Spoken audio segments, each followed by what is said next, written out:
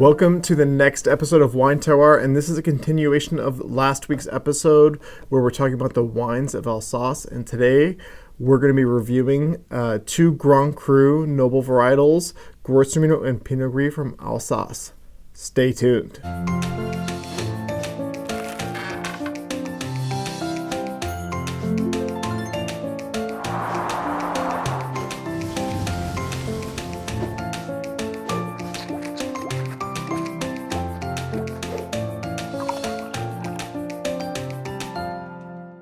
Okay, let's recap from last week. So, in Alsace, in the eastern part of France, between the Rhine River and the Vosges Mountains, there is this beautiful wine region with amazing white wines. 90% of the wine grown there is white. The other 10% is Pinot Noir. There are 51 beautiful Grand Cru sites, and the Grand Cru sites make up about 4% of all the grapes grown. In those sites, there's typically one of the four main noble varietals, which are Riesling, Gewurztraminer, and Pinot Gris, and occasionally you'll see a little bit of Muscat.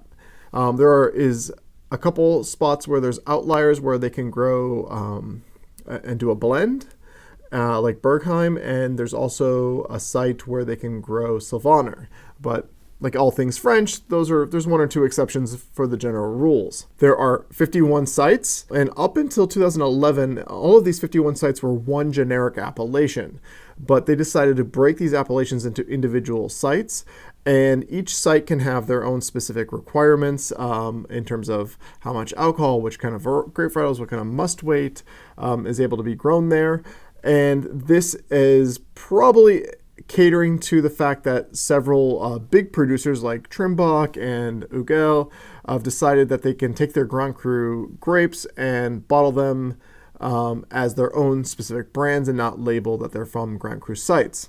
Because there's a feeling that a number of producers have used the Grand Cru label to just jack up the price of the wine, but not necessarily have the quality be representative of that specific area. Today we're going to look at Pinot Gris and Gewurztraminer, which I think are two of the best grapes in the region. I mean, I think you can get Riesling in a lot of different places, and Alsatian Riesling is very interesting, and we talked about a great one from Domaine Vodmac last week, or last episode. But today we're going to be talking about two producers that are making Grand Cru wines that I haven't actually tried before, so this is the first time I'm trying them. The first one we're going to try is Domaine Rifle. I hope I didn't butcher that name. Alsace Grand Cru Steinart. And so for me, Pinot Gris is a really interesting grape. And, I think a lot of the Pinot Grigios that are kind of light and mineral, but not a lot of body, don't really give the grape a great name or a great persona. And I think Pinot Gris out of Alsace does a great job of really showing the potential of this grape, and something that I think everybody who's into wine should definitely explore. And I have a few favorites, but I've never had this domain prior to today, and I wanted to give it a taste. And these wines were generously provided by Drink Alsace, and I appreciate their donation, and I will hopefully do my best to represent them. This Grand Cru is largely limestone soils. It became a Grand Cru in 1992. I believe that this family has been making wine for hundreds of years. It actually says Domaine Vignerons 1609, so they've been growing grapes since 1609, which is a really long time, and is again a very common thing that you see in Alsace. So let's give it a taste. The color, this is definitely a lot more golden than the things we saw. Again, this is a 2011, so this is a little bit aged. I would call it, let's call it medium gold. Call it medium plus intensity on the nose.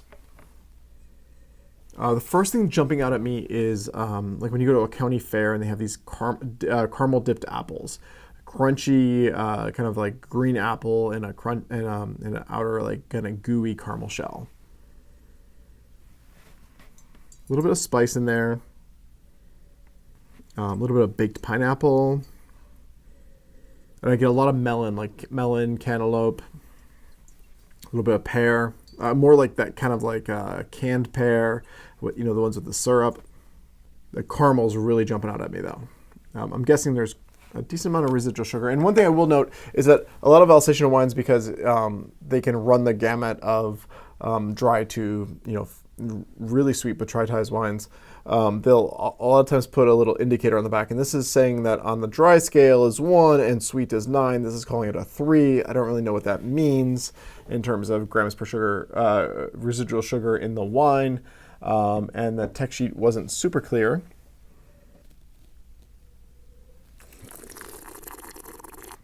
Okay, the wine is not dry.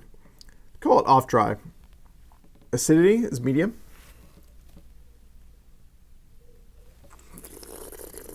Alcohol is medium plus. It's a little hot. I think it's like 14 and a half. It's not over the top, but it's a little hot. Go medium body.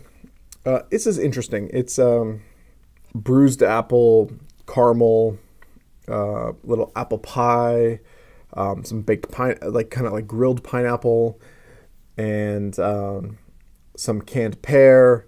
But it's not that sweet on the palate. There's a dryness. There's a smokiness that you're kind of getting on the finish. I think the finish is a touch short. I'd say medium minus length on the finish.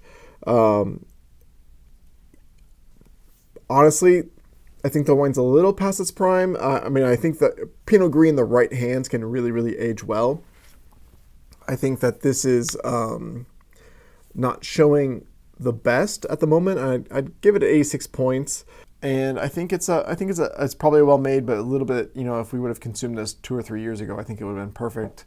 It's not a bad wine. Again, for me, 86 points is on the high, on the a little bit above good. Yeah, and let's leave it at that.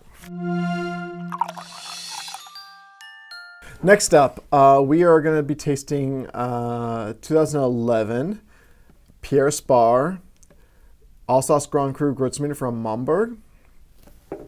And for me, Alsatian Gewurztraminer is really an archetype. Gewurztraminer is grown in many, many places all around the world. But in Alsace, you definitely get that balance of these crazy aromatics, decent acidity, alcohol is in check, and it's kind of like oily body, depending on how much residual sugar is left and things like that. So I'm really excited to taste this.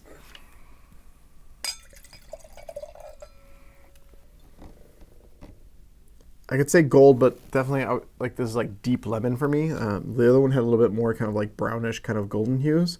This is like just really concentrated deep lemon. Pronounced nose. There's a lot going on in this nose.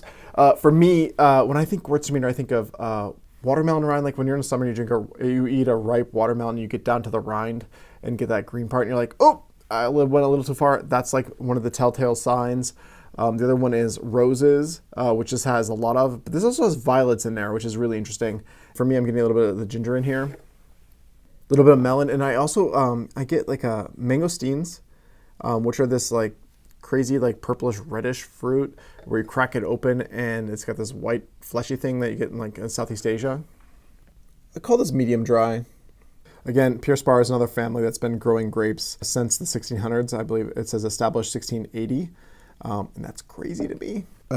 Medium minus acidity, medium plus alcohol. What's this? 13 and a half, 13 it says, and I would say medium body.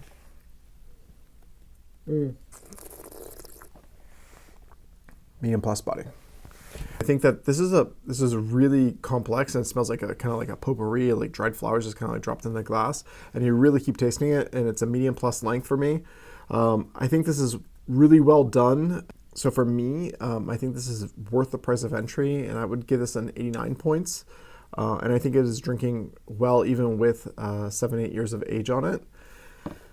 And some of what's great about Alsace Grand Cru Gewurztraminer, definitely worthwhile seeking out. If you like this episode, please smash that like button and follow us on Instagram, Facebook, and Twitter, where you can get more daily updates on things that we're doing and things that we're tasting. Cheers.